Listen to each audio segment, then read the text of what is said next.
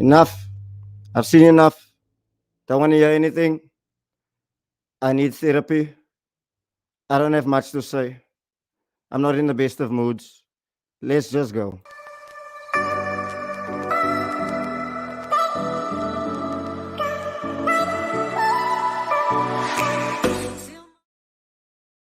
How's it going, people? Welcome back to the channel. You know, I have to keep my usual fire about me. I have to keep the energy. You know what they say? If you want to be big in the night, you got to be big in the day. Welcome back to DVD TV. I am disgusted. I'm not going to lie. But without further ado, I have to give credit to Liverpool. They're on another level. I gave it the big one last week, and I'm here to take it all as it's coming. So allow me to introduce my first guest, my regular, my brother, who I always will have respect for, straight out of Anfield, Beaster 40. Welcome, my bro. How are you? How's it, DVD? Good, and you? I'm good, my bro. I'm good. I had a bit of a crazy day, but we're here. You know, it's therapeutic. I have to give big ups to Liverpool, man. You guys are on another level. Now, we expected that result. Everyone besides Arsenal, I think they were just being hopeful. So, yeah, happy days. Salah scored. That's all that matters. If Salah scores, we win. Fair enough. We'll get into it. And, of course, if I'm going to introduce one Scouser, I have to introduce another one. So, back again, making his second appearance on DVD TV, Mr. Brandon. How's it going, my brother? We are back. 4-0, baby. 4-0. We give hidings. That's all I can say. We give hidings. Fair enough. How you doing, my G? How you doing? I'm good, buddy. I'm good. I'm happy to be back. Love it. It's love. It's good for having you back on, man. It's good for having you back on. And, of course, it wasn't only Liverpool who had an emphatic victory over the weekend. There was also another guy whose team is just going about their business quietly. Nobody is talking. Nobody is saying anything about them. But I'm sure he's happy to just fly about it, go about his business quietly. Master P, my brother, how's it going, my G? Hey, DVD, how's it, bro? Cheers to the victory on Saturday. You know, not to you, but to the rest of the fellas, you know. To them, yeah, not to me. I'll drink to that, man. Fair enough. Love for coming on. Love for coming back on again. Let's all have a good show tonight. And, of course, the man who I usually say is the one with the biggest smile, but I'm sure he's not going to have the biggest smile tonight because our special guest definitely has a bigger smile than him. But the man with the second biggest smile tonight, Vannie B, what you saying, my guy? I don't even know how I am, bro. I don't know if I'm good, if I'm sad, if I'm happy, if I'm disappointed, if I'm normal, because there seems to be a normal feeling. So yeah, we move. I thought you would have been in a better state, you know. But anyways, All is gone. The players are still there. I'm not excited for shit, bro. Hey, you know what? We're gonna get into it. Don't worry, we're gonna get into it. But gents, the evening isn't about us.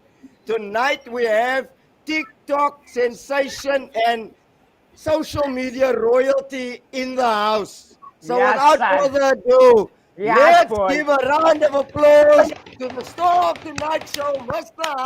Vannie here. How are you doing? Guys. Yeah, I must introduce myself. Nadev, thanks. First of all, thanks for inviting me. Great show. You're great guys, nah? But I must kick off with this, right? My favorite one. To be read. Always be a devil. See, vir jou ma. Sy het vir Honey van die lente hier gesien. Guys, lovely. I can tell you, I'm so excited to be on the show. You know, I can see you know the game, and that's what it's all about. Or soek jy daai fucking mense, daai 17-year-olds en 16-year-olds wat try om vir ons te sê ons ken niksie, right? But the thing is, ek is excited.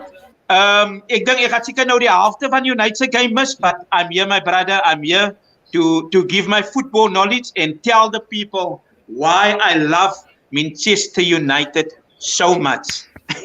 Wow, fair enough. Love put something on. honey, touch, Yo, bro. Thank you, thank you. Okay.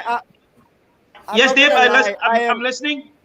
I am literally like, I won't lie. You guys don't know this, but I chatted to Hani on my birthday. Actually, that was a Monday, Sure. and I won't lie. Like, besides all the ranting and whatever, we spoke for a good 20 minutes, half an hour, and it was so refreshing to speak to you. But Hani, I want to ask you first and foremost before we divulge into what happened this weekend. Everybody sees the rants, everybody sees the TikToks and that type of thing. Tell us how it came that you supported United. What do you why is your love so big for Manchester United? And school us on what you've seen over the years, because you've seen more than what I've seen. So All of the us floor put is yours. together. The floor is yours. Kevin, yes. You know why I love United so much? My love for United started way back in 1984, 1985, right? When the one of our biggest legends, Norman Whiteside, when we played the final against Everton on Wembley in 1985, I can clearly remember the team, serious. And you know why I loved him so much? Because that time Gary Bailey was playing for United and he was a South African. Yeah. You get what I'm saying? And then it was the big Ron, the tank, Ron Atkinson. Then he brought my hero, my role model, because when I used to play soccer, I was a midfielder. I was attacking midfielder. I used to be the aggressor, but then later stage in my career, I moved to more the creator. And when he brought Brian Robson from West Brom. Do you know Brian Robson played for West Brom? Do you know the United fans?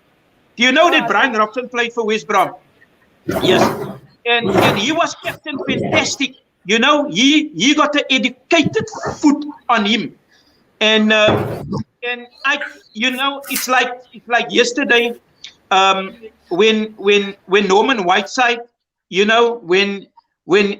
when he went down the touchline on the right hand side, he cuts in and put the ball in the corner, in the left hand corner, and that was curtains. And since that time, I never ever looked back. And do you know that what is so strange today in today's soccer, especially with United, with a club?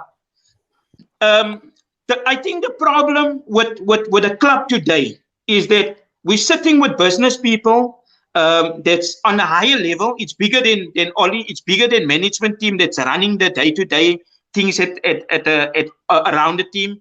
I think it's the Glaziers, man. They are the biggest problem at the moment, because for them it's nothing about soccer. It's all about business.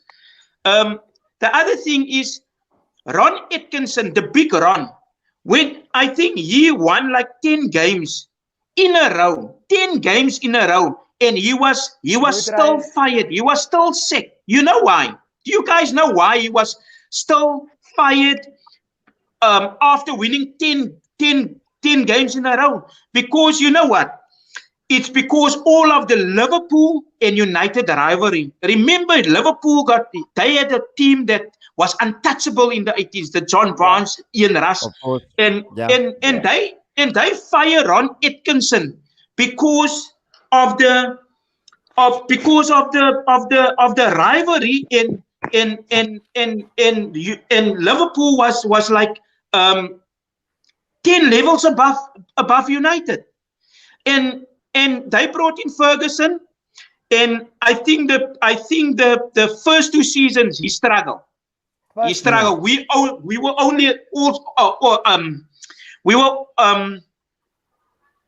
almost relegated, right, in that 2 seasons. But they persist with Ferguson, because what you must remember, I think he was He was coaching Aberdeen. So when he came from Aberdeen, right, he won, I think, the European Cup against Aberdeen, won Real Madrid. Yeah. And that's why they brought him to the club, because they saw something in him. But what I can't understand today, we giving Ollie, and you know what? It's not Ollie's fault. Don't get me wrong. I'm not against Ollie. I'm against his. He didn't have the backbone. He didn't have the balls to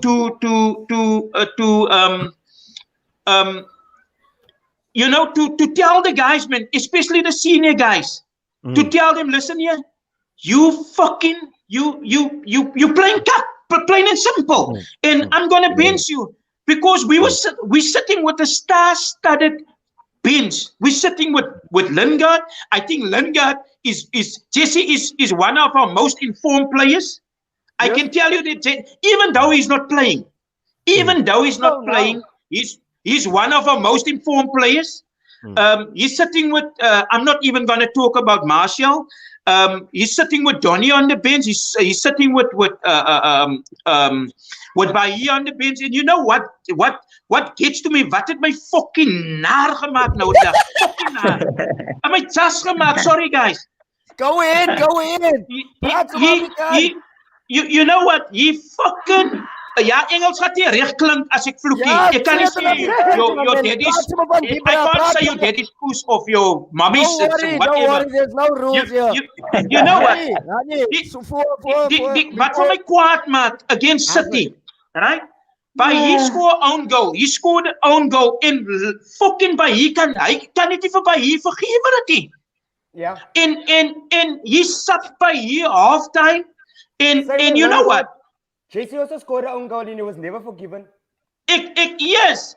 I mean, against Liverpool, our big four, daar het ek het verloor. I lost it. Our big four, they let in. I will blame them. They let in 8 goals or 10 goals in 3 weeks. Right? The same big four. He never touched them. He never benched them. He never subbed them. En daai is wat vir my sas gemaak het, because how on earth can a team concede 4 goals in the first half against Liverpool, dan steer hy fucking same backline out to defend the second half? How the fuck can they defend, the same team defend the second half, as hy klaar nie, hy fucking 4 goals kan gedefend het in die first half nie, and the same guys. En daai wat vir my en daai wat my net heeltemal geskrip het, en dis hoekom ek gesê het Maguire se push, Lindelof se push, en ek sal dit weer sê, Luke Shaw se push, en Wan-Bissaka se push. I can't believe they playing that big four week in and week out. Only it's his own fault. It's his own fault that he get the mercy for me. You know, some people private message me and they told me, no, Honeyman, you need to have a heart for the guy. You got a family and stuff. But the fuck us, how can you give your captain, how can you give your fucking captain a high five in the 69th minute? We pressing, we had like 69 ball possession. 69 ball possession, die captain word fucking afgestuur. Van weet julle hoekom word hy afgestuur? Hy fucking tackle homself. How the fuck can you tackle yourself? You tell me, guys, how the fuck on earth can you tackle yourself? Hy het die domste voete wat ek ooit gesien het van 'n back. And you know why? And almal weet I don't like him. Because I don't hide my feelings over him. Ek sal dit fucking hide. Because you know why? When I started watching United, they had Paul McGrath. You remember him, Paul McGrath, right? All time, I know we is. They had Kevin Marin. That's his centre back car. Then that was in the 80s.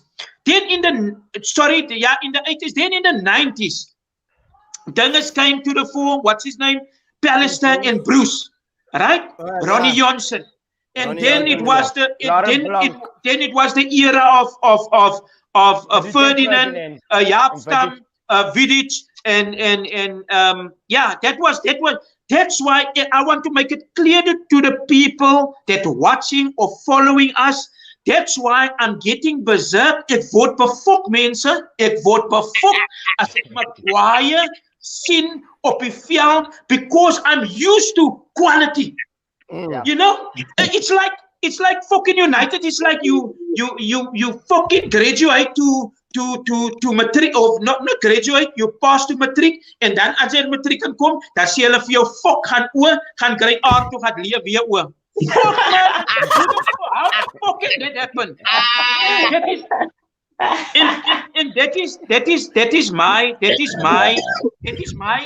my fucking cry at the moment to bench Maguire looks so, because you know what? People, my question to a few friends of mine, why is Luke Shaw and Maguire is playing well for the country? And I mean, guys, you guys can chip in here. You guys can chip in here. You can tell me why. Because I want to know.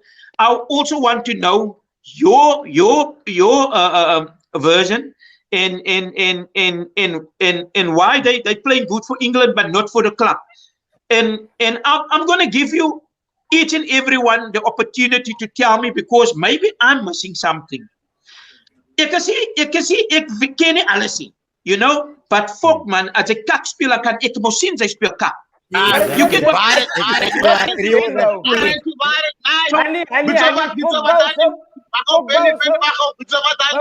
you can just come now and then somebody talk to you. Whoa.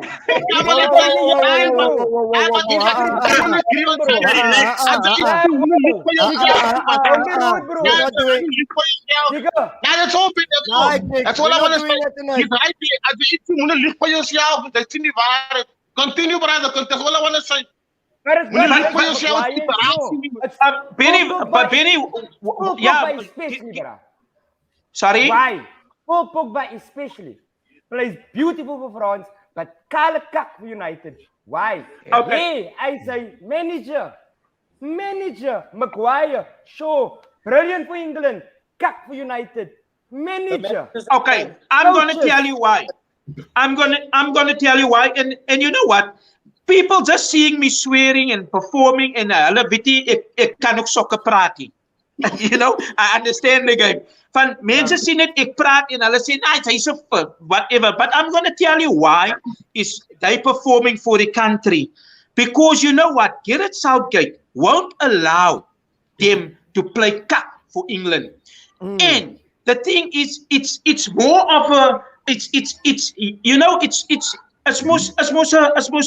a big thing in England, or for any country if you're representing your country.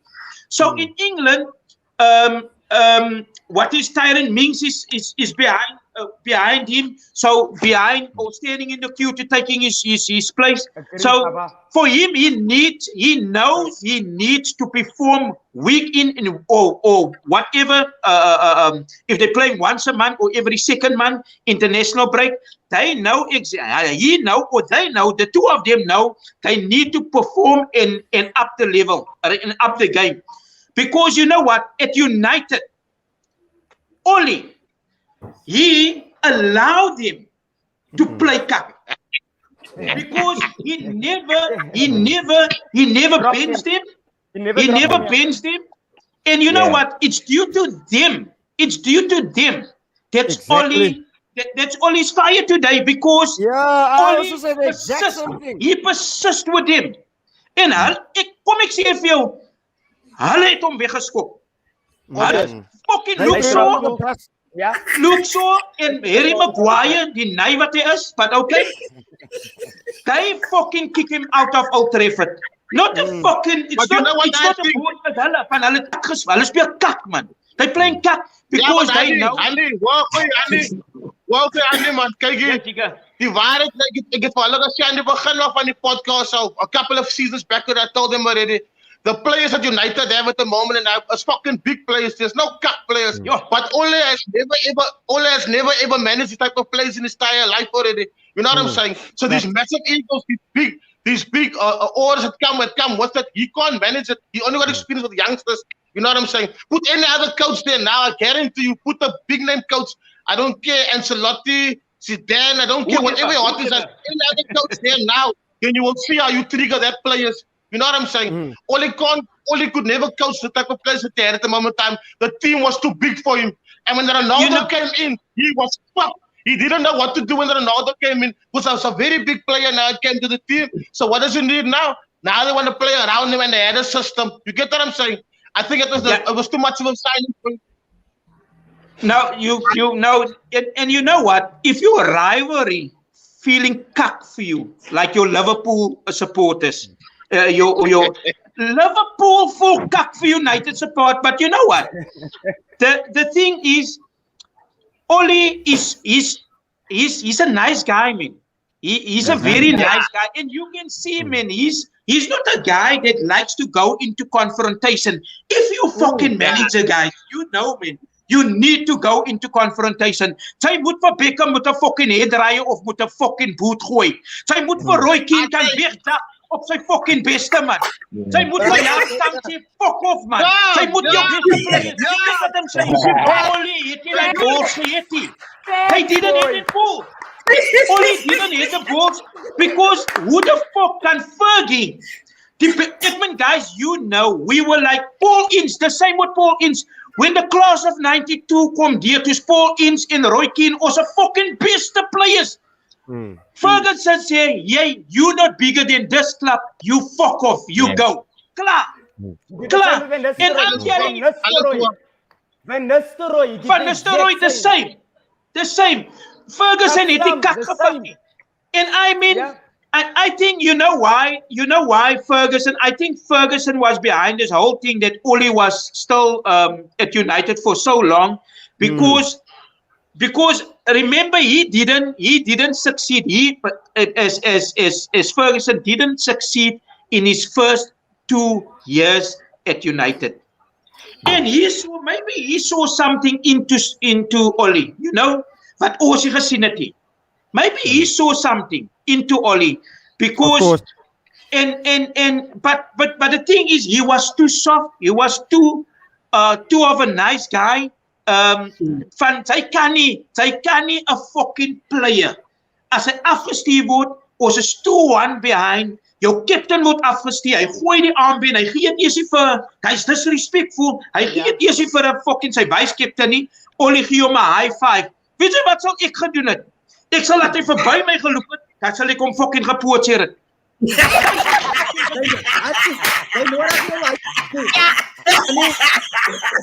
mean, you didn't need to do that. I put yourself. I will fucking rugby tackle him. I will spear tackle him. I will give him a WWE wrestling fucking tackle.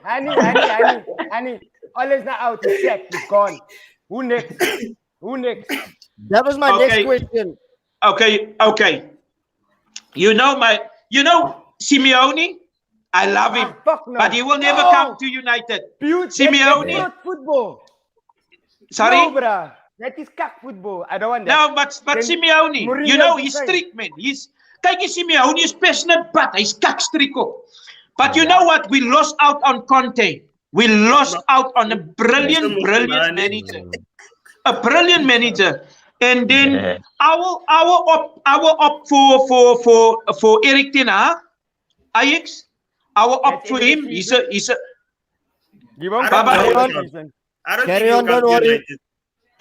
Yes. Carry on. And then Savalas coach. What's the name? Lupateki. What's the name? Savalas coach. Yes. I think United scratching there for him. And Zidane is also, you know, Zidane also, but I think, guys, you know what? I was thinking now, who in the world will decline a job by United? You get what I'm saying? Just think, maybe you never know that Zidane En Ronaldo het ook miskien 'n uitval gehad. You never know. En hy wil nie vir United coach. Maybe sal hy vir United coach as Ronaldo weg is. Hy praat nie Engels nie, man. That's it. He just doesn't talk English. That's No, it. but you know what? Maybe he Guys, didn't say that to you. He made guys, Bruno listen. McCarthy. He can speak Spanish. Oh. Guys, there's Spanish. De Gea can speak Spanish. Ronaldo can speak Spanish. You know, if you can speak Portuguese, you can speak Spanish as well. Bruno is there. Yes. So all the guys can help him. All the guys can Yeah. assist him. But it's going to be Enough. Pochettino. It's Look- going to be Pochettino. Look, Pochettino wants to leave PSG. That's the Pochettino. thing. I was actually gonna ask you, yo, honey, that was a passionate rant, and that was the best 26 minutes of my life ever. I'm not gonna experience anything like that. So thank you. But Benny B, Pochettino, sorry, David. Guys, I'm going to stay with you guys for another 10 minutes. Then I will watch the game. yes, please. Because please, I ek don't wil die want to ander leave ouens se you- ek wil die ander ouens se opinions ook luister. Yeah, okay, fair enough. I don't wanna keep you from your game as well. Benny, what have you made of it? Look, of course there is Carrick coming in as the interim. He's only got 6 more weeks, obviously due to coaching badges and that type of thing. But obviously I can tell by your name already who you want in. But don't you think it's a bit of a mess? Why don't you feel at some point shouldn't he have gone in the international break at least already? There should have been some kind of contingency plan. You should have gone after Liverpool, bro. That is sackable to. If the reason why we must out on Conte, because Conte saw that if they're not going to sack this bro after a 5-0 to Liverpool, they're never going to sack him. He should have It's gonna gone have then to go already. until the end of the season. He should have gone after Liverpool. Benny, should true. have gone Benny, off I Liverpool. agree with you. You should have gone after Liverpool. The reason why I say Pochettino is Pochettino's not happy in Paris. Zidane doesn't want Manchester. They say because he can't speak English because of his wife. I don't think that his wife is that much of a deal, but he would like the PSG job because his main goal is the French national team. Facts. Pochettino's not happy in Paris. His family's still here in England. He wants to coach United. He was the favorite. I told you guys from then, I want Poch. I never wanted Ole. I know never you- I know ever you've said wanted that. Ole. I always wanted Poch. What he did with that Tottenham team on a 0 budget, bruh, they played beautiful football. They were the dark horses of the league ever since he signed for Tottenham until probably not the last 2 months when he was sacked. But other than that, he built a brilliant team. And I feel he has enough of an ego and he combines enough respect for those players in the dressing room. Zidane is not, how can I say, Zidane didn't manage Espanyol. He didn't manage Southampton. He managed the brilliant Real Madrid team with a flying Cristiano Ronaldo, with a flying Modric, with a flying Gareth Bale, with a flying Toni Kroos. He doesn't have a bad club that he brought up and brought to somewhere. Everybody loved Pochettino Southampton. That's why they signed him. Everybody loved Pochettino Tottenham. And if you are willing to leave Mbappe, Neymar, and Messi for this cuck of United, Exactly. I want that passion, man. I want that passion. I don't want someone that coerce into taking the job. You need to suck Zidane's dick in order for him to say yes to United. We're not a club like that. We say who we want, and we go after them. Erik ten Hag would be the best option now, but he's not going to leave Ajax. And this interim shit, I can't deal with this Goeds banter anymore. We need Pochettino now. I can't, because they're throwing around names like Steve fucking Bruce, Mark Hughes. Are you mad, bruh? Then we could have kept on. My brother, What were we Benny, doing? as daai Benny, as daai kak van Steve Bruce moet gebeur, ek sê vir jou nou dan fok ek hier oor nee, dan serious, dan fok ek hier oor London toe. Nee, hy sal my jas maak. Hy sal my regter jas maak. But honey, it's not just Solskjaer, bro. Those players threw him under the bus. It was Bram that once said, and I'll never forget it, man, about pods previously. We as United fans have this entitlement that since Fergie, we can't have anymore because we've been kind of cuck ever since Fergie left. Yes. We can't command being treated like champions and being treated like an elite team in the world when we are not. We are 8th on the log as we speak. Ronaldo, Paul Scholes said it earlier on, our main strikers is 34 and 36. How the fuck do you win a league with that? How? Okay. Can I come in there quickly? Of course, Please, go honey, ahead. Go please, ahead. please. You know, I was thinking today. You know, in England of in world soccer speel hulle mos die chess games, man. They playing this as hulle hoor ek wil vir jou koop en dan gaan hulle ook sommer agter jou. Dan gaan die next team ook agter jou. Nou wat gebeur met United? United het basically vir Man City het basically vir United moet 'n slap rem gevang. Toe Man City, where on earth gaan fucking Pep Guardiola for Ronaldo van? Never. He's a guy, he likes to build and he likes to bring in youngsters, right? Exactly. And brought in youngsters. The thing is, to United, wat hulle gedoen het, hulle het geweet, as hulle gaan sê, hulle wil vir United vir Ronaldo dan gaat United mos spring en sê, nee, julle kan nie ons 'n golden, ons 'n blue-eye boy vat, of whatever nie, en die fans sal vir hulle nooit vergewe het vir dit nie. But, dit het vir United die opportunity, dit rob United from opportunity to get a quality youngster like Haaland, of a quality striker, en dit is wat City gedoen het, hulle het United se focus afgehaal om 'n quality striker te gaan kry. Because, maak die skape die mekaar, dit is what they're doing. Dit is what they're doing. Same with Maguire, same with Alexis. It's a mind game. It's a mind game. Same thing. Same with Sanchez. You were supposed to go to City. Same with Maguire, supposed to go to City. And what you end up doing, you end up paying exorbitant fees. Most of the Listen, man, with that amount of money, that we spend on die fucking cut, die thief, Maguire. Ons kan fucking for Watford, we can buy Watford. We can buy the fucking home. Watford people get money. No, man, fucking. Guys, that is not to make you just. No, now the people knows why I'm getting berserk and vote for fuck. And no, guys, that's why. That is fuck, man. Young fucking boys got a lawyer in the team, a policeman, a fucking male nurse, a fucking fireman.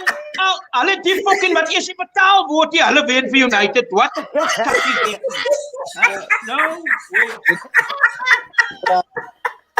No. Guys, you think it's funny? It's not funny. It's not funny. No, it's not funny. But listen, I want to hear from Mr. P, man. Mr. P, what are you saying, my friend? We're playing them Sunday.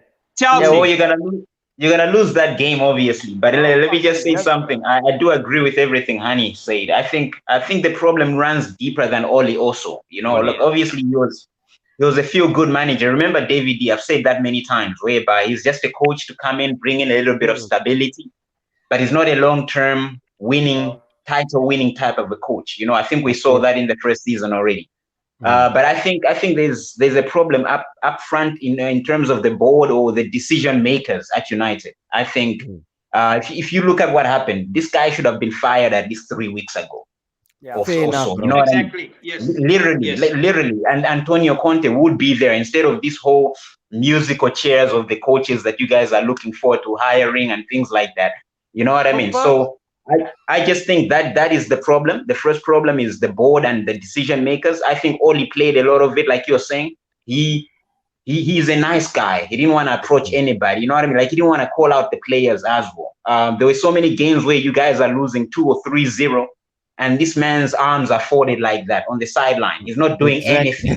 You know what I mean? And because of that, I think he was way out of his depth in that role as a coach. And the third thing, you can't let the players off the hook. For me, I've said this very, very much so many times, whereby you look at the likes of Paul Pogba, when he's playing alongside the likes of Griezmann, and he's a completely different player. And then you go back to United, this guy is a no-show. You just don't know what version you're going to get. One moment he can be brilliant, and the next moment the guy is mediocre at best. You know what I mean? And so Yes. I think there are certain players. I've always maintained that Paul Pogba should have gone at least a season ago or something like that. Get somebody To in. get money from him. That's Guys going for exactly. You know, fucking free.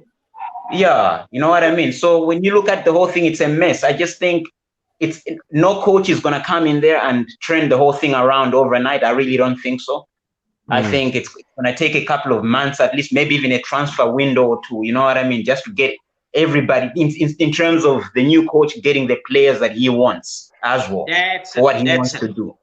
You know what I mean? So it's a bit of a mess, man. But it always goes back to what I said, David. If you remember a couple of years ago when Ferguson decided to hang up the boots and retire, and I said to you, I said to you guys that the dynasty is over. You know, it's you guys are not gonna dominate English football the way you did on a consistent level. I just felt like that had a lot to do with Ferguson as well. You know what I mean? He was more than a manager. He was a visionary, you know what I mean? And so when you lose somebody, Representing United here. Sorry, P. The fucking What's up? representing United. Yeah. Anyway, so I mean, obviously, once Ferguson left, I think it was always gonna lead to this, but I didn't think it was gonna be this bad. I mean, the game against Watford was terrible, man, and I've seen pathetic. We didn't even speak about that. I've seen United. Let's come into that. No, let's not. Let's not. I've seen United We've been doing have this for the terrible past performances, 2 months. but that was the worst of them. That was the worst of them. Anfield City was worse. On that topic, Anfield City was Pascal worse. was just saying now on the issue of Fergie leaving. Don't you guys think, if you look at Moyes, Moyes was there 2014 last, he was fired in 2014. It's 2021 now, he's with West Ham. Everyone is okay with what he's doing with West Ham. What do you think Moyes would have done with United had he stayed from 2013 to say 2018? Because remember, Moyes walked into a team by Everton where he bought players. Now Fergie's got his perfect squad that he had. Any manager that was going to come in, he was going to struggle. No manager can tell me if he came, even Klopp. I love Klopp. He's the best manager for me in the world.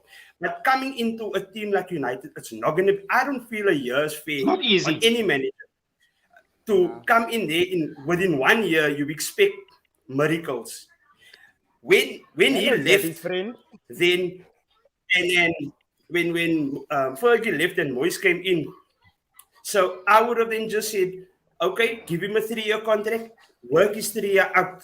You can't give him a year and then say Moyes is not the man for the job. Then you're gonna go through the way you went through Louis van Gaal, Ryan Giggs.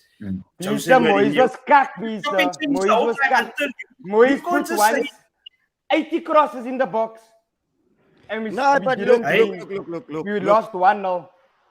Look, B, I get that. I don't even want to imagine how you guys must have felt, but remember, from Fergie, the next man is always walking a tightrope. Look at us with Unai Emery, my bro.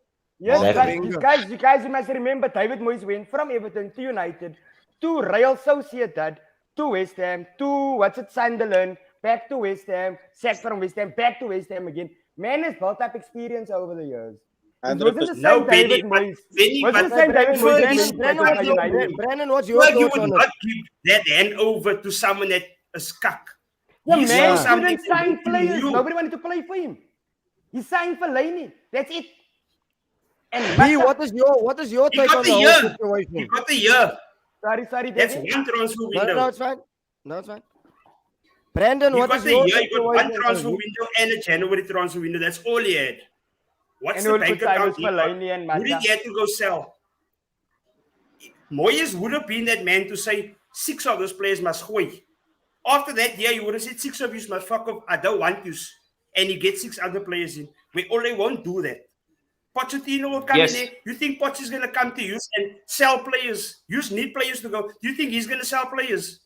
Who's he going to sell if he's going to come in there? He's going to try like every other manager did. They come to United. They know this is a star squad. Who do you want to That's a sell burger. to make That's this a team McDonald's work? burger. This is quality players. So now Okay. you're going to have to then say, 6 of you, I don't like you, go. Now you start over. Now they lose. Why did you sell at 6 players? Now he's in the cuck because he sold that 6 players. You don't walk into United and just make magic. Like you Guys, see, Zizou walk Guys, into, sorry, Real Madrid squad. I have to go because obviously I'm going live on at halftime. in our game. So I just want to watch. But guys, thanks for the opportunity. Ik zal jullie zeker next week weer join. Yeah, join us again, Thank Andy. you, Andy. You Okay. are always Thanks, welcome, Andy. brother, man. You're always Lovely. welcome. Thanks for the God chat. bless Keep family. well. Thank you. Yeah, Enjoy. lovely. Bless. Bye bye. That just bring that comment up again, David. That Fabian said that David Moyes couldn't attract big players.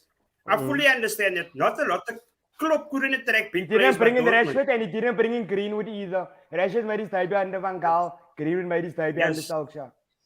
Moyes he couldn't attract big players. Klopp never signed one big player by Dortmund because he couldn't attract it. No one knew Klopp. He came from Mainz.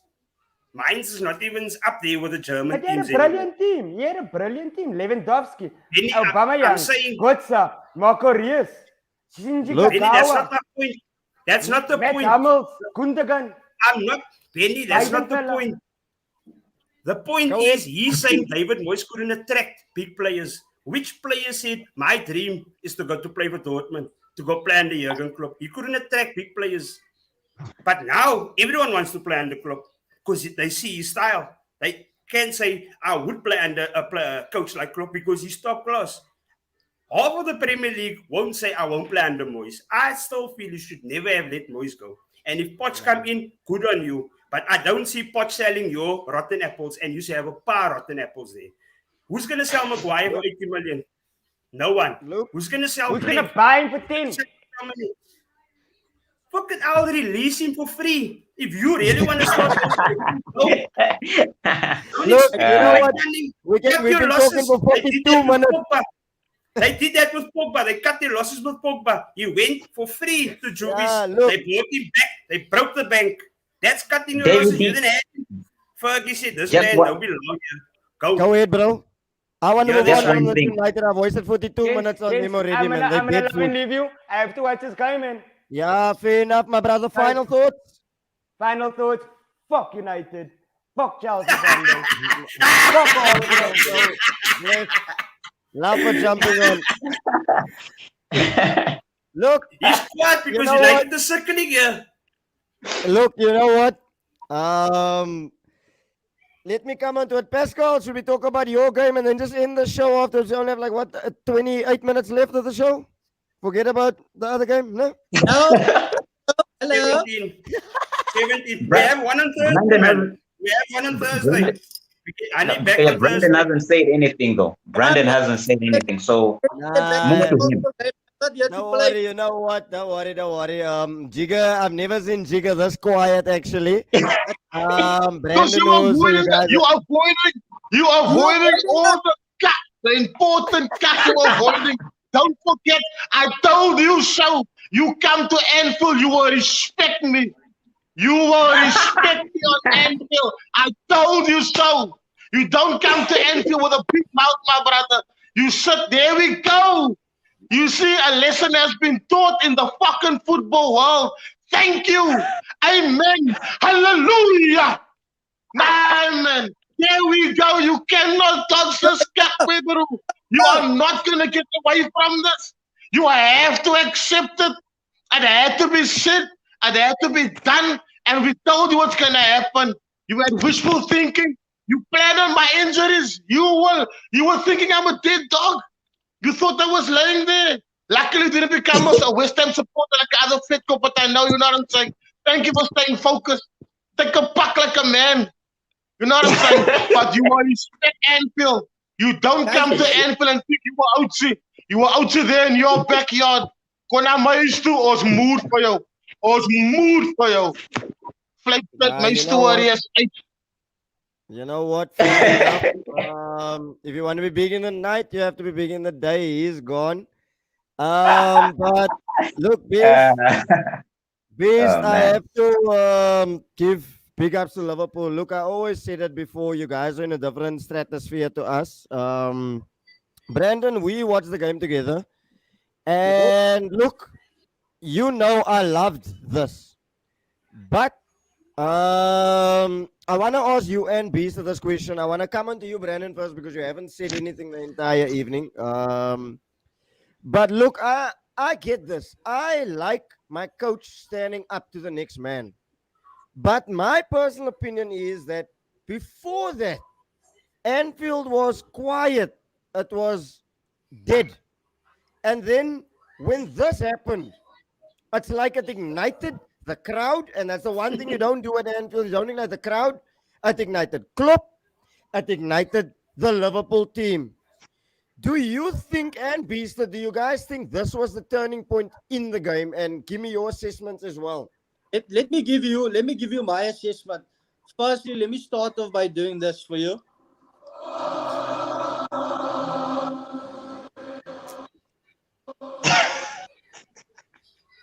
And you never. Let me start. That was my start. Let me break it down for you. Liverpool Arsenal game. The fear factor has returned to Anfield.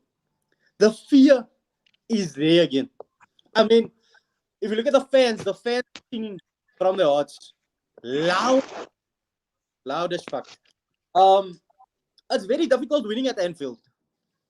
Since we haven't seen anyone really win. I mean, if you look at Virgil, for instance, Virgil has a personal record now of 53 games unbeaten at Anfield. 53 games, no losses, guys. And if I look at the game, it was very intense. Winning the ball high up the pitch.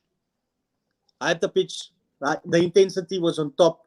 Thiago creating spaces, opening up spaces, playing the ball everywhere on the pitch. I mean, the touches was over the moon. Aubameyang was guarded like shit there. Really. He couldn't get past Virgil. He was just, every time he got the ball, there was 2-3 players on him. They were there at all times. I mean, if you look at Virgil, for instance, as well. For a year, he didn't play. He wasn't playing. He was injured. But we still had the depth as well. Where players stood in for Virgil. He came back. Yes, a little bit sketchy bongo, like I would say. But to me, the last game with Arsenal, brought him back. Brought him back up there. Really, he was focused. It also depends on his central combination, the combination at the back with the central defenders. I would say. I mean, we missed out on Hendo. Hendo wasn't there. Robertson was not there. Molnar's not there. The depth is great. The depth is there. Timakash, he was playing brilliantly. Awesome. Outstanding. Awesome. Really top guy in that game. Lacazette. Let's get to Lacazette being removed or substituted. You know. I told you this on Saturday. Big one. After that, big up. Sorry. I'm gonna let you land quickly. But my thing is, B, we were watching the game together. If me and you can see that he's gonna remove Lacazette for Odegaard, surely Klopp can see that as well. You saw that immediately. The change was immediate, bro. Your midfield fell apart after that substitution. If you look at the first goal, Trent's beautiful pass to Mane. Beautiful. He whopped that ball in. That was brilliant. I was listening to Robbie Fowler. First off, Arsenal was on point. First off, they were on point. Yeah. Fell apart completely. Look at the Jota's goal. Brilliant finish from him. I would say... Yeah, but we gave it one to you, though. We shot ourselves in the foot. Yeah. The mistake at the back. But to be fair, that's because Liverpool pressed us so deep. 100% I agree with you. But Thomas is to blame. Because Thomas was supposed to watch. Thomas is watching the ball. And he went inside and inside again to score the goal. Yeah. I mean, that's exceptional from him. That takes class. There's not any striker that can do that. No, that's confidence. That's confidence, bro. That's confidence. And vision. Fair enough. Peace. Okay, no, Peace, go ahead. No, go ahead. Land. Okay. I would say, even from Klopp, after the game, it was an exceptional performance. We grew in the game minute by minute. A good, brilliant play from his team. And high intensity. That was his reply. What do you think of the game? And that's honest. Klopp is not just a leader. He is a people's person. he knows how to manage people, and it's not always just field. You need to look at if they are in 100%, then everything will also go according to. It's not just about the players, but if everyone's mindset is on the same level, big ups, bro. Big ups. Fair enough. Beast, you've always been an advocate. You've always been an advocate for it. We've said it how many times before. You've always said the system, if the system works for you, you run with it. Look, my personal opinion, like somebody, Jawad said here as well. Jawad said, turning point. We were never in that game. Let's be honest, man. I'm not delusional to think that we were ever in that game. No, but David D, you know, like the first half an hour, I would say you guys had a shot. Like Brandon has said, you guys were far more organized in the first, quarter of the game or so. I felt like, in fact, I was actually impressed because I felt like Arteta had done some kind of homework in terms of just kind of keeping things cool. I didn't believe that you guys were gonna win the game, but if you look at the first 15 minutes, I'm thinking, well, okay, these guys are disciplined enough to get through halftime. And possibly maybe even the 70th minute with things being even, you know what I mean? And then that incident happens and the place is a madhouse, you know what I mean? And all of a sudden, I don't get that. You get the coaches, like we've gone there under Mourinho and the other coaches who do their utmost best to play things down, you know what I mean? To silence the crowd and things like that. Keep the ball away from them, that type of thing. But Arteta does the opposite, and all of a sudden, before you know it, you've got people sitting on you screaming, you know what I mean? And their team starts playing very well. So, I just felt like he undid everything within that split second. That's my thing, because I knew what Klopp was doing. Yeah. I don't know. I'm going to show you this picture, and I want you to look at Jurgen's face. Look here. Look at him. Yeah. Look at the one that's being restrained, and look at the guy. Klopp is not angry in that picture. He knows exactly what he's doing, and Arteta played into his hands, Pascal. Yeah, exactly. Once that incident happens, it's like you're basically pouring gasoline on a small fire that exists. Exactly. And then boom, the place is a madhouse, and before you know it, they're controlling every aspect of the game, the position, everything. And it was just a matter of time before somebody in the back line makes a mistake or something, you know what I mean? And we saw that. I mean, it was a beautiful cross. Don't get me wrong, but come on. Can I get in there quickly? Of course, of course. What that yellow cards for both matches? Klopp's the whole thing was Sadio shouldn't get the cards. Arteta wanted a red card. Yeah. Particular reasons. I mean, after that, the crowd went crazy, bro. They went crazy. Play change. Yeah. They created more spaces. Passing was more direct. Exactly. More direct. That made massive difference. And you know that Klopp at his fortress, you should never ever do that as a manager. Take that man on. He's going to play mind games with you and he's going to defeat you. Because he's been for years. He's not someone like Ole that just came in.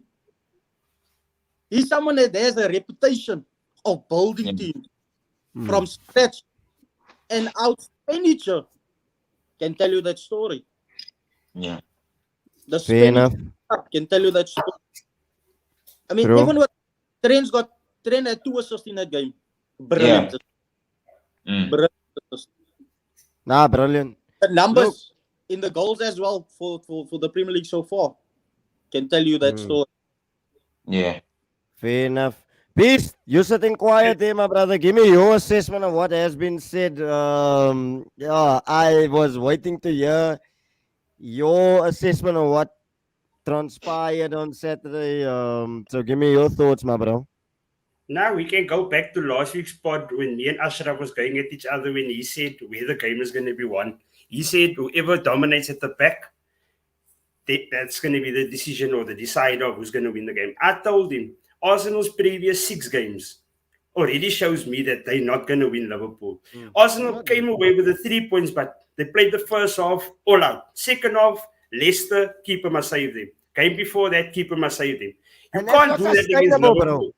Not You against can't look at Liverpool. those That's not goals. sustainable. Yes, and Liverpool was pressing that whole second half. That second Yeah. goal of Jota, it wasn't him just giving the ball away. That's pressure. Look at the red sweaters around him when he had the ball. It's a youngster. All they must do is clippers in the tell them, close them. Don't give them time on the ball. Whereas if you're going to do that with Virgil has time on the ball, he has space. Same with Maguire. How do you think Maguire got that red card? Close him. He can't play with his feet. He touched the ball, closing down. He must foul you, yellow card. It's an inexperienced mistake from a centre back. Whereas Liverpool does that against the best in the world. They play the same game. So if you as Arsenal is going to try and play from the back, you need to be exquisite in doing. You can't make a mistake because then we're going to punish you. If Liverpool was really dominating that game from the first half, it would have been 3-0 already, like we saw at United. Yeah. But it wasn't the same. It was Arsenal playing Arsenal like the previous games. They are in the game. They are making chances. They are getting in the box.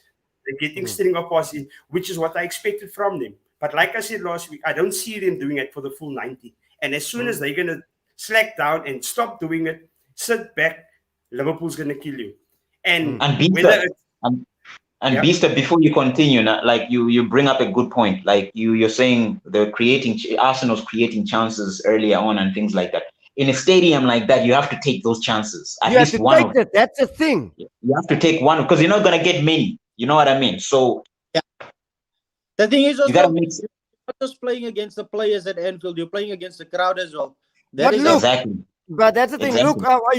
Look, you guys say we create a chance. I want to bring up a graphic on the screen quickly before Beast. I'm going to let you land now quickly. I want to bring up this graphic on the screen. We are 19th in the league for open play goals. Sure. We are 19th for big chances created. Let that sink in, guys. XG, we are 12th. Look at this graphic. Sure. So, can you see why I'm asking questions? I don't want to be too harsh, but can you see why I'm asking questions? Yes, he has showed up our defense. Fair enough. The only reason why that score against Liverpool the other day was 4-0 was because of Ramsdale. That could have been 8 or 10. Yeah. Let's be honest. Easily 10. But the fact that my goalkeeper is my best player this entire season doesn't sit well with me. Yeah. It's my creativity and going forward, which is concerning me, Pascal. That is my thing. That is the thing. That's where you need. I don't know who, in your opinion, you think you can bring in to. You know what I mean? It's the same thing. Think about it. It's the same thing that happened at United maybe the last 3 years or so. Where David De Gea, basically, you can make a case that David De Gea was worthy of at least maybe 8 victories or 8 clean sheets or something like that. You know what I mean? If it wasn't for him, these dudes would have lost a whole bunch of games. So I agree with you. Your keeper, when you look at that game, I mean, come on, man. The guy is brilliant. He keeps you in it. Exactly. You know, so I just think, I think they have to give Arteta another, maybe just, I don't know, bro. I don't know whether the January transfer window is enough for you guys to make something happen. I don't know. In terms of attacking wise and stuff like that, I don't know. But it's the same old issues.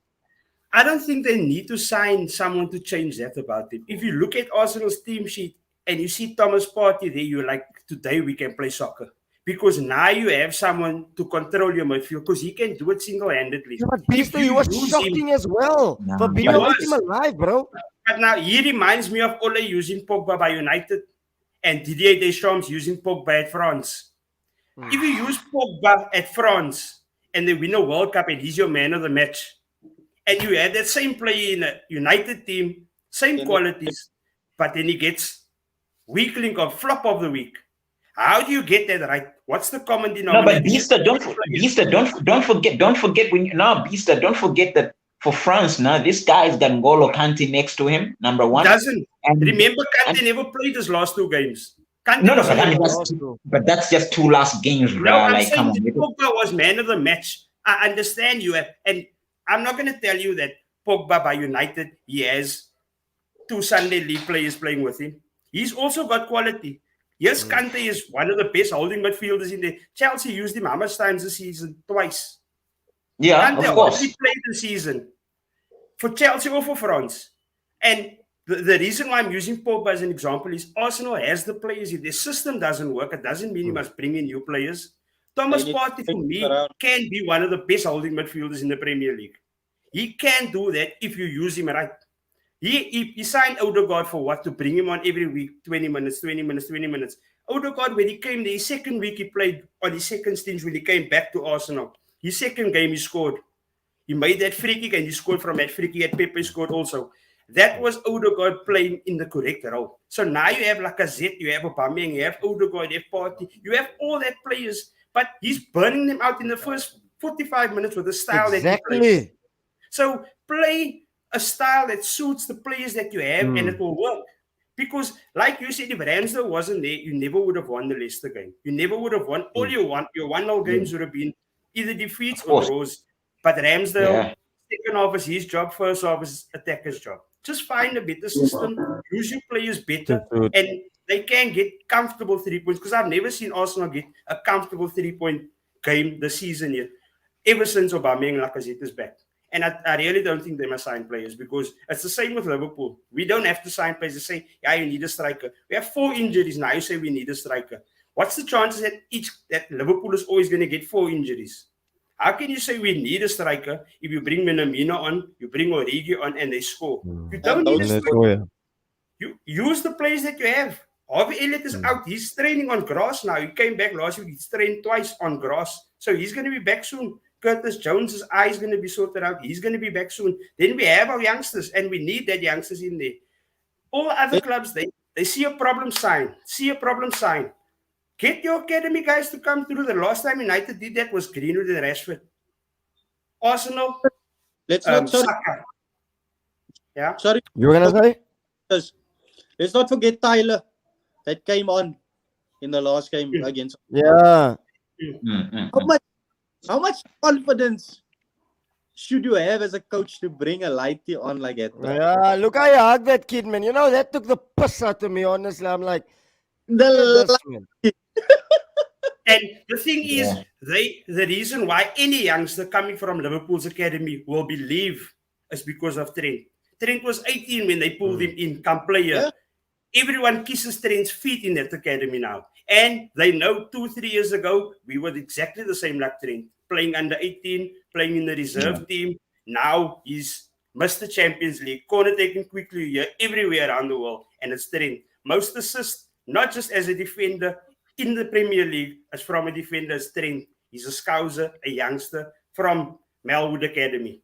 Same with the youngsters that's coming up, Curtis Jones, the ones that's getting their shots now. That don't say Liverpool go sign a striker, say Liverpool use Harvey Elliott, use Curtis Jones, use all your lighties because they look up to Trent. And Trent is setting a perfect example for them to show that it can be done. So I hate it when teams say we need to sign, we need to sign, we need to sign.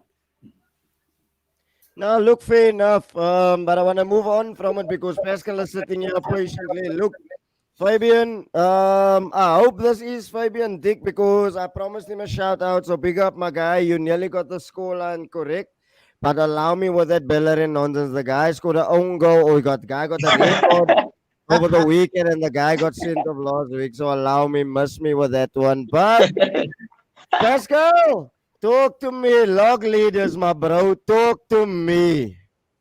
Yeah, man. Look, it like I always say. I always start by saying it's a good time to be a Chelsea fan. You know how it is. But you know what? Like seriously, on a serious note, guys, I need to give a shout out to I think a guy who got a lot of the stick, and we kind of take him for granted. I'm talking about Frank Lampard, man. I think if before the sacking, before everything else happened, right? He is a guy who, if he had not introduced this group of players, David D, that we have now, right?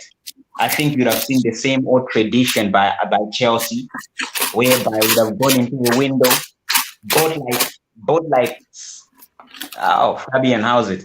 Yeah, bought like 8 to 9 guys to try and solve a problem. But if it wasn't for Frank Lampard, I mean, we wouldn't have had the likes of Rhys James, you know, Mason Mount, these guys coming up. You know what I mean? Now I've got a lot of hope. I mean, look at that kid, Gallagher. Is it the guy that's on? Is it Norwich? Palace. Yeah. look at that. You know, it's just an indication, like what Beast was saying and Brandon was saying, whereby you can have the talent within the team, and it's just a matter of utilizing it. So I want to give a shout out to Frank Lampard, who introduced that aspect of a Chelsea culture, because before that, we're not doing that. Getting back to your question, obviously, I'm ecstatic, man. I didn't pick the guys to win the title, you know that. But the more every match day goes by, the more I'm beginning to get convinced that we could. If City doesn't win it, I think we will. Honestly speaking, I think Chelsea is a serious title contender. And I want to give a big shout out to Beaster as well. Last week on the pod, he and I had a exchange about Lukaku. And he pointed out that even though the big man is out injured and is missing, there's two other players, you know what I mean, other attacking options that can get the job done. Very good point. I must admit, you know what I'm saying? And that is a very good point by Beaster, because you could see that in the Leicester game. You know what I mean? Like you could see exactly. You know what I mean? And I'm also happy about that performance, because the pressing. If you watch the game, every time Leicester City had possession, the pressing by the Chelsea players to get it back, like no Leicester player could have a second touch on the ball before he was swamped by our guys. You know what I mean? Exactly. So yeah, so you know, I was just impressed with the performance, because I thought it was gonna be a tight game. You know, I predicted it a 2-1 Chelsea win. I always thought we are gonna get, you know, undone by their pace, especially with Jamie Vardy going up front. But he didn't even have those opportunities. You know what I mean? The defense was solid. We kept them out of the game. We created enough chances. Of course, Mendy made 1 or 2 saves, but by that time, I mean, it was already like 2 or 3 down. You know what I mean? So I'm happy with the performance. I think if we get out of the Christmas period on top, I think we got a good chance of winning the title. I really do. Fair enough. Look, sorry, before you land, we've always, Beast summed it up perfectly last week when he said, if your system works for you and you got other players coming through, like, you don't have to worry about Romelu Lukaku, because you've got how many different goal scorers all across the pitch. And personally, I think that could have been way more than 2-0, bro. Yeah, exactly. That could have been way more, way more. Exactly. There were at least what? There was those almost, two goals that we disallowed. Disallowed as well. Yeah, you know what I mean? So it could have been more. I really do believe that. But I mean, for an away performance, I wouldn't have asked for anything better than that. I mean, come on. Sorry before you land, B. Sorry. Pascal, I know you guys have got you've beaten us. You've went to Anfield with 10 men and gotten a draw. You've beaten Norwich 7 or whatever, no. But I actually think that's your best performance of the season from an outsider. You know your team better than what I do. But I think that's your best performance of the season. I think it was the best and the most balanced performances, you know what I mean, defensively and offensively in one game. If you see some of like the Liverpool game, you could see that the defense shone more, you know what I mean, than the attacking prowess that we have. But obviously we're down to 10 men. I get that, but even when it was 11v11, I felt like we're much more good defensively to not concede, you know what I mean, than to go out there and win it. And I've seen a lot of games, like you're saying, there were a lot of games, even the one at the Emirates, whereby you could see we kept it tight at the back and kind of took our chances going forward, which we, of course, were ruthless in scoring. But this was total domination. I mean, like you could see literally everybody in every department. I mean, look at the fact that N'Golo Kante had that much space allowed. If I know, dude, like nobody. But I think it's space, man. Everyone knows Kante. He did that with Arsenal, with United. I think it was 3-4 years ago, where he ran because people don't expect him to be a shooter. If exactly. He's on the edge of the box, he's the last person that you're going to close. If that ball's going to lay down here and it's ZX or Havertz, they're going to close him quick. Exactly. Kante, they're going to let him give the second pass. And then he scores. And I'm checking weaker foot. Exactly. You know, they kept backing off. Brandon, yeah, go ahead. I'll jump in after you. You know what I appreciate about your team, bro, is if you look at top scorers so far this season, You don't see Chelsea there. Exactly. Exactly. You don't. Exactly. I mean, you got Salah with 11. You got Mane with 7. Vannie with 7. Antonio's even on there with 6. Yeah. Yeah. Jota's with 5. I mean, Yeah. all our players are up there, but you're still ahead of us. Yeah. You're right. Which should make us more hungry. You understand? Yeah. We're coming. We're coming. Leave that door open. Leave the door open. Yeah, but you see, that comes down to where you get a game like West Ham, Liverpool. Salah doesn't score, we lose the game. Whereas Chelsea, if Lukaku doesn't play, they still win the game. That's what the difference. There's still like 4 or 5 guys that can score. Yeah. For the whole season, he scored in every game, and we won those games. Anfield is still a fortress. We only drop points against City, which is understandable, and we drop points at Brighton, which should never have happened. Leading 2-0, came back 2-2, lost the point. But Anfield that's our 13th man, our 12th man that we need at Anfield, and that gets us over the line, which wasn't the case when we were champions. Our away record was top, and at our home record wasn't it. Because that's when we got the scrappy points. But the way Chelsea's playing, it comes back to like Jawad said there, the type of coach. You don't see players on Chelsea's bench sad, and it's quality players. You don't see players on City's bench sitting with sad faces, but they're on the bench. The brain sits on the bench for 2 weeks in a row. Nothing wrong. Ziyech, Havertz, they never get their chance. They're sitting on the bench is fine. By United, the same bench sits there, but it's quality players. Obviously, the players are going to be despondent because the same Kaki 11 that lost last week is going to play next week also. So it's time for a change in a manager, but why wait so long? Even now, Lampard was the best Chelsea legend that they will ever have. That we know when Tuchel, Lampard is their legend. They saw we've got quality squad, but Lampard isn't the man for the job. He will remain a legend. He has to go. He is a Chelsea boss, but we need a manager. Thomas Tuchel came in, magic. If Chelsea lose this season, then it's their fault. No one is going to cancel without. And you know what, David, like if you jump on the December run is going to prove it. Yeah, just to jump on what Brandon and Beaster say. Look, I think, like Beaster said, that the manager effect is very important because you can see the guys play for that jersey. You know what I mean? Like you can actually see them play for their respond. It's similar to what.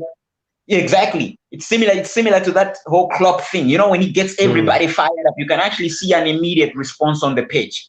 You know what I mean? And that's what we have going for us with Thomas Tuchel. He knows what system to use. He knows who to utilize. He's rotating guys, so there are no freak injuries or anything like that. You know what I mean? And if that continues, I think they're gonna win the title. I really do. But look, as always, you know, with Man City breathing down our necks, you never know. You know, if there's one team that can go 18 games and beaten in order to win the title, it's Man City because they've done it before. You know what I mean? So you always have to be wary of them. But no doubt about that. Look, these lads are playing well, and also the maturity of the guys that Frank Lampard brought in. If you recall, going back to the Champions League final, when Havertz scores that goal, and they're huddling and they're celebrating, what you see is Mason Mount and those guys continuously remind everybody to keep their cool up here. You know what I mean? Like, you know what I mean? And that's important because then you can already see the passion and how much they're willing to die for that jersey. And that's a good thing to watch for me. I think that's something that you guys, David D, need. You need a couple of those home brewed youngsters to have that type of an attitude, man. You know what I mean? Whereby that jersey means so much more to them than anything else. You know what I'm saying? So I'm impressed with the squad. I think that they're doing wonders, and we'll see what happens. Look, I stand by my decision at the beginning of the season, you guys. I tipped you guys to win the league. I think Mason Mount, like you mentioned now, that only stems from your manager and the players, the experience that you have around you. I think in our case, we're relying on youngsters, which is not. There's no other leaders around us. So, that's but big ups to Chelsea though. Look, let's round up the show. Man of the week, Beaster. Maybe there was a question there for Pascal from Dane, I think, earlier about Chelsea Juvies. what's his prediction for tonight? Earlier in the show. Let me just Oh, go quickly. okay, I didn't see that. Yeah. Pascal, Pascal, let's get on to it. what's the score for I tonight? I think it's I going to be a completely brilliant missed. game. Yeah, it's gonna be a tight game. But I think I would go 2-0 Chelsea at home. Yeah, I also think 2-0 Chelsea's going to Chelsea. win. Yeah. I also think Chelsea's going to win. Look, anyways, where are we? Man of the week. Pista? Difficult one. But I think for us, for stepping up, I'm going to go with Trent because of the run that we were on and the Brighton, the West Ham defeat. We needed someone to step up again. And before that goal, there wasn't really Salah, Mane, Jota doing anything. And it came from Trent's free kick.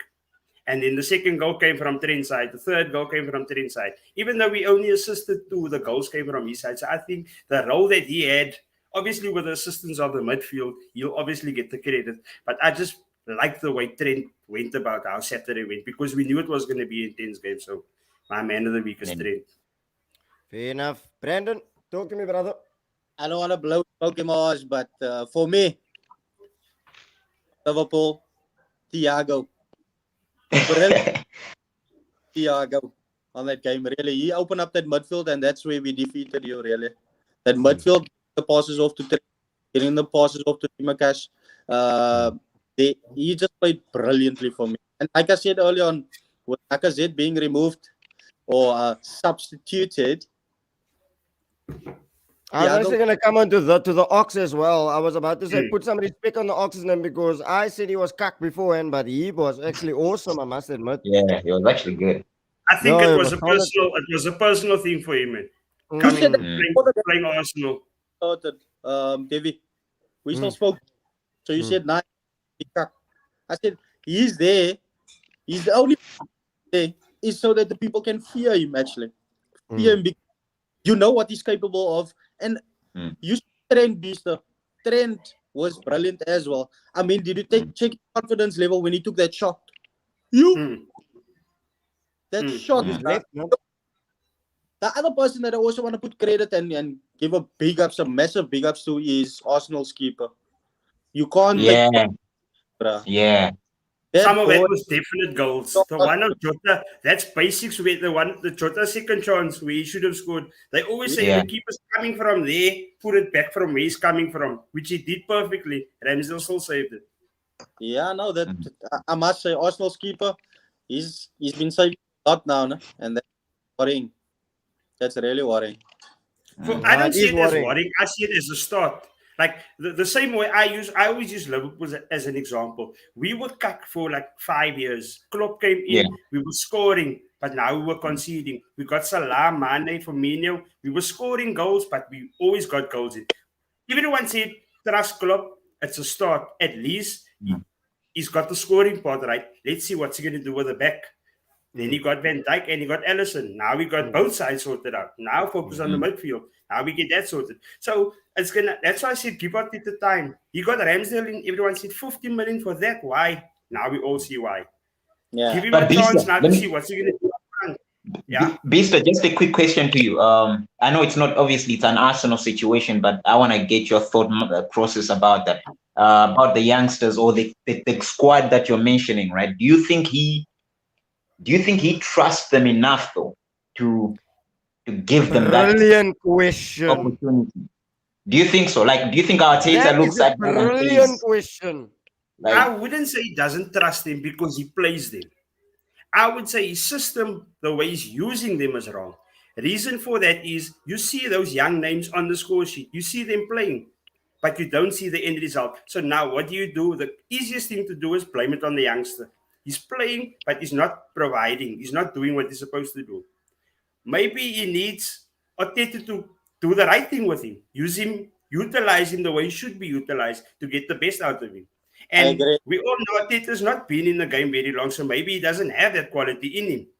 But he has the quality of being an assistant to Pep, which you can learn a lot from. Yeah, exactly. Okay, B. Sorry to break your word, but now I'm going to ask you, how many youngsters have thrived under this manager? Martinelli's in the mud. He thrived under Emery. Guendouzi has gone. He thrived under Yeah. Emery. Saliba came in, 27 million is on his loss. And Ketia can't thrive under this manager. Ainsley Yeah. Maitland-Niles, we could have got how much for him last year? So I would have, who does he I trust? would have let, No I would Pepe. have let Maitland-Niles go and get Willock, keep Willock. No, but even Willock is in the mud, bro. Yeah, but remember when Arteta started there, everything was going wrong. He's only finding his feet now with some sort of a I system. understand that we don't have time. I'm not patient.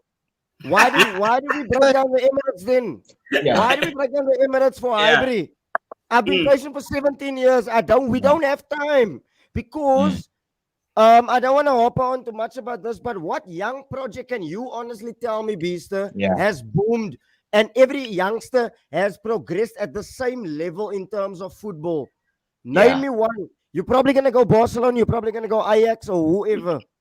But they don't develop the exact same way. Look at Chelsea, Loftus-Cheek, Mason Mount. They all develop at different levels. So don't tell me that a youth project is going to bang and they're all going to progress at the same level. Nobody's football development is the same. Yeah. I get you. I fully agree with what you're saying, that there's no youngster like every other big club. Okay, besides United also. They got Greenwood, came halfway up and he just died down again. But that's potential. It's coming up there that they took the best out of that player. Where Arsenal, I still feel Arteta needs to fix the system to make the youngsters do better. Arteta doesn't have a system, bro. That's what I'm saying. Fix the system. No. Find the system. The thing is, name me one youngster that has actually progressed under Arteta. Saka's regress. Not one. Yeah. Not one. Saka's regress. Saka plays better for England than what he plays for us. Yeah. Yeah. Another example of being better for the international team than for the youngest. Anyway, let's move along. I don't want to get. I'm trying to keep my hands still here together before I don't want to go on full rant mode. Master P, man of the week for you. I'm gonna have to give it to I'm gonna share it between Trent. I thought he was brilliant in the game. I know you guys kind of made it a little bit, convenient for him also, I felt, by giving him too much time on the ball as well on moments where he shouldn't have had. And I'm gonna go with the whole Chelsea team as well. I know that's a whole lot of men, but it's I'm just gonna have to share it between Trent and the whole Chelsea team because I thought that was the most complete Chelsea performance this season. Away from home, it's a tough place to play, you know that. And we made them look very ordinary, and that was I can only it may have looked easy, but I don't think it was that there was a lot of effort in there. And I thought the lads played very, very well. So I'd have to go with those two versions.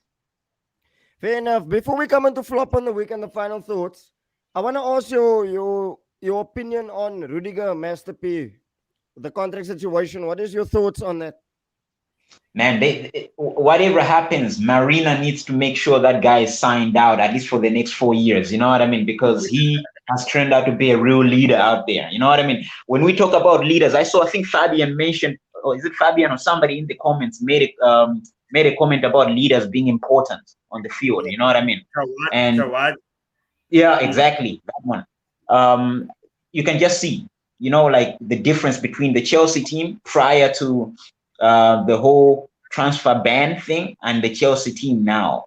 You can see leaders, even though some of them are young men. Ben Chilwell, when he plays the game, you can see him call out people. You know what I mean? So we need a few of those leaders, and obviously Rudiger is a major part of that, obviously, and we need him to at least a deal has to be done to have him signed up for at least the next 4 years. We don't want to lose him to Madrid or whoever is interested. You know what I mean? Come on, we can't afford to do that. Enough. Nah, I agree with you. But that's again, like Jawad also said, the coach plays a massive role.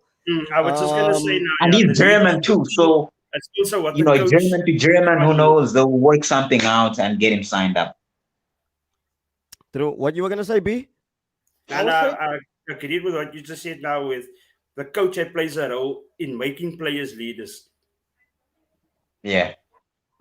True. Anyways, I'm gonna go my man of the week. Seeing that it's a Liverpool weekend, I'm gonna go with Stevie G. I was very, very happy for him. Only watched him the week Less tired and Ming. So I'm gonna go with that one. David D, before you continue, David D, let me just say something. I think the Arsenal job is a dream job for a manager like the likes of Stevie G's, these guys, these up and coming managers who come in there, no nonsense, and to keep everyone in check. You know what I mean? Like that Arsenal job is a dream job. There's no expectations really, but the squad is still there. You know what I mean? The squad is still there to make something happen. You can still win a trophy or two. You know what I mean? So I just think if you guys got some manager, I don't know who, but if you manage to whisk some other coach away, even a Pochettino, like somebody like that comes in, who knows what could happen? You know what I mean? He could get you guys solid and get you back in the top 4, something like that. And I agree with you. I agree with you fully because I mean, look, remember we were last year at the same point in terms of points and whatever. Look, your season changed all of a sudden once you brought in Tuchel. So I agree with you, bro. Look, I don't want to get onto this train of now all of a sudden one result. Now I'm gonna be Arteta out. Now I'm gonna get on his back. No, I'm gonna give it time. We play Newcastle. We play United. We play Everton. We play Southampton. I'll judge it over the next 4 games. But I am saying now, I want 7 points out of that. I expect to beat Newcastle. I expect that. They haven't beaten anybody this season. I expect to beat Southampton. That's 2 victories. That's at home. Southampton is also in the mud.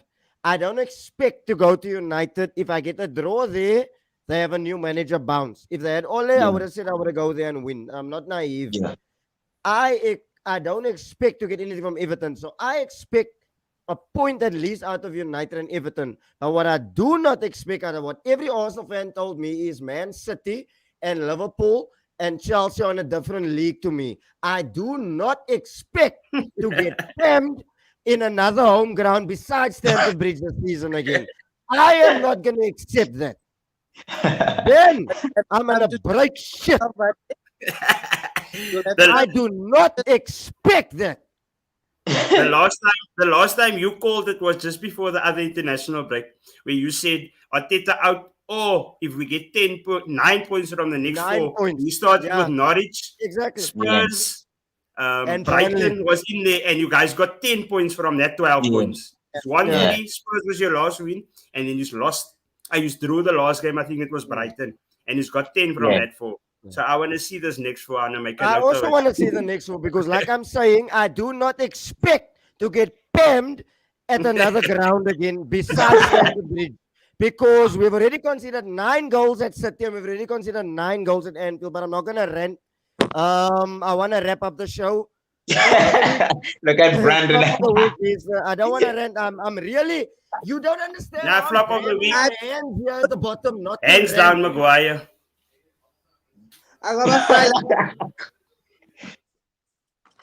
What you got a board there, my guy? He's got a whole list. My guy's got a whole list there. I'm saying I'm taking notes, bruh. You're saying how many points? My flop of the week is Maguire.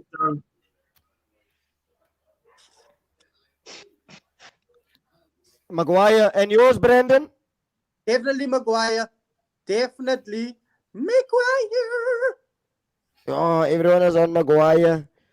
What Vannie said in the beginning of the show, where he mentioned, that just added more salt to the wounds. Where he's your captain, you 2-1 down, you need someone to step up. Your captain get a red card. What must your captain do when you're 2-1 down? He's your leader. He's going to say, come on, boys, and we need to get something out of this game, even if it's just a draw because of the situation that you're in. Don't go lose the ball and get a red card. Throw the armband and walk over and get a high five from online. That's taking the easy way out, bro. Oh, that's the easy way out, bro. But I mean, Granit Xhaka did that as well. Got sent off against Man City, and then he got tapped on the back like, well done. Standard for the club in the mud, bro. And it's a 5-0. Yeah, that's the other 5 that we got. Pascal, flop. You know what? I understand what the gents are saying with Maguire, and obviously he played a huge part in that outcome to some extent in terms of the number of goals conceded by getting himself sent off, obviously. But I think I'll just go with the whole United squad, man. Like they're no leaders. You just don't see anyone. Best Yeah, guys playing the team this week. Whole you Chelsea, just whole don't see. United. You just don't see anybody step up. Sorry. You see, this is the problem with the fan base. Now we must Xhaka. This makes my blood fucking boil, honestly. This is the cuck, my bro.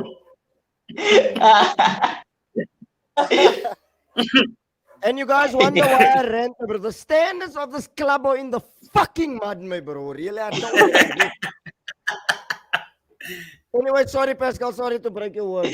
Yeah, I'll go with the whole United team. I just think, look, it's easy to blame the manager, and I understand. Oli was never the man for the job. We all knew that. But I mean, come on, like the way they rolled over and over the weekend. Come on, I just don't think you can let any of them off the hook. You know what I mean? I just think the whole team as a whole just collapsed, and even 11v11, David. What happened? What happened, Beaster? What happened? Sorry. Nee, het was nog een clear shot in goal. De Geur saved it. was a Ramsdale save. Ramsdale save. G, David D, 11v11. I still wasn't convinced that United was going to win that game. You know what I mean? There was no aspect of the game where I believe these dudes were actually going to win the game. That's how pathetic they were. There are no leaders. There's nobody taking accountability. That's where you miss the Roy Keanes of the world in that dressing room. To have a go at the other players. And so I just have to say, you know what, the whole United squad was terrible, and they have to be the flop of the week, bro. I didn't see that result coming. I actually picked them to win that game. Look, Watford were all over them, bro. Watford were all over them. I have to go with Nuno Tavares. But that's that. I think Pascal. On the young man. No, but Beaster, that was on the young man. No, it's not. That's a schoolboy era, bruh. Like at the end of the day, you kick it away, you do whatever you need to do. Get the era had a shocking game. Yeah, do whatever you need to clear the ball. Something. Don't try to be slick about it and be trying to be cute to play at the back. At Anfield, you're gonna do that. Give me a break. Fair enough, bro. I agree with you fully. Beaster, final thoughts, my bro. Interesting weekend passed. I got a few predictions spot on. I got a few predictions completely wrong. Like West Ham, I expected them to draw. They lost. City and Chelsea, I expected to drop points. I think I was just hopeful with that. But I'm looking forward to this weekend. Is Liverpool A versus Liverpool B at home. Anfield. I don't see us putting in a strong side for tomorrow. So hopefully we can get over the line tomorrow. But I don't see us running away with Porto again. I think the focus is going to be on the weekend's game and focus on the domestics, because we through to the Champions League next round already. So that's not our focus. My main game for this weekend is to see what Carrick's going to do against Chelsea, the way he's going to just come out and the way they're going to play against Chelsea. Because I won't really rate him on this game with Villarreal. It's a Champions League game. Anything can happen in Europe. I want to see what happens when you at home against Chelsea. They're playing at home, no? They're playing Old Trafford. Yeah, Old Trafford, yeah. Old Trafford against the informed Chelsea side, and see if they're going to go out and allow Chelsea to score 5 like Liverpool did against them, or if they're going to sit back, counter them. Who's going to be the starting 11? Yeah, so, and thanks to everyone in the comments here. Annie, we need to get Annie back on either for Thursday or for next week. Yeah. So you can sit for a whole show on the show. Yeah. He'll be back soon, don't worry. Brandon, my brother, talk to me. Final thoughts. Now we have a top team. Mr. P, watch out. We are coming for you. We are coming. And then this weekend, I'm not being a dick by saying United is going to beat Chelsea this weekend. Pascal, don't get me wrong. Don't get me wrong. I can see this coming. That happened last time as well. United's going to win that game, and I'll give you the score prediction. 2-1 to United. Wow. Say it again. 2-1 to United. Wow, we're gonna have to have. Shoot me down, but I think this game is gonna be a massive game for United, and they want to come back hard after losing the manager. Yes, you got carried there, which is still a We- home court, but the players' mindset will change because it's the players that got the coach fired. uh-huh. The players' mindset will change for this coming game. Really, that's what I foresee. No, we're gonna have to get Brandon on the next podium after that game because I just don't. Nah, I'm not buying what it. What did he get on your skin, bro? I'm not buying what he's trying to sell there. No, like seriously. Look. Final thoughts. Obviously, I'm happy we're on top. We've got at least what room for error with the 3-point gap. So I'm happy about that. If we can build a little bit more, more points on top of the 3, then I'll be happy. But regarding the game that Brandon talks about, this is not, let's just be honest about this, David, and these are my last thoughts. Don't confuse what happens at Chelsea with what's happening at United. Of All right? course. Chelsea can get a coach fired today and win the title the next day. You know what I'm saying? Like you've seen that happen, whereby a team that wins the title gets tired of the coach at the next season and they get himself fired, and then they go on to regain the title after that. So this is not the United team. I'm not even worried about United right now. I think they've got major issues. I think there'll be a feel-good factor at Old Trafford. It'll be buzzing, and they're gonna play. Ronaldo will be up for it. But let's just be honest, David D. Their true colors are gonna show at the end of the game. Their true colors will show. They'll make a couple of errors at the back as usual, and we've got way too many weapons to utilize on those errors. It will be the same old story. I'm telling you right now. The best thing that they can get maybe is a draw, but I do not see with the way this Chelsea team. It's because we're not gonna go there and lay down for anybody. You know that, David. We're gonna control the game. I wouldn't be even surprised if we dominate possession in that game completely. I also don't. I wouldn't be surprised as well. Are we putting 100 on there? Oh yeah, like I'm not. Okay, let's put 100 on it. Let's put 100 on it. I'm telling you, we're not losing that game. We're not losing that game. There you we're go. Not losing that game. What a way to end the show. You want to say when I land, Pascal? Go ahead. Yeah, no, I was just gonna say one thing. I don't think we're gonna lose that game. I don't see it happening. I really don't. It would be a shocker if we go there and somehow walk out with a defeat. I don't care how well the place is buzzing or whatever the situation is. I think we've got the talent, we've got the weapons, we've got too many people on form, and I mean, come on, man. I don't see that happening. You're gonna hear the new song, Carry at the wheel, at the wheel. At the wheel. Na na na na na na na na. Get ready to give him 100, brother, next week. Fair enough. Well, I'll have you both on next week. But people, love for the love. Thank you for all of you guys in the comments. As always, you guys make it lit. Brandon, Pascal, thank you for making the show as awesome as always. Love to Vannie, love to Beaster, love to Benny, love to Jigger. You know what to do. If you're new in here, like, share, and subscribe to the thing. It's Brandon, it's Pascal, it's Disgusted Devi, and we are out of here. Bless. Yep.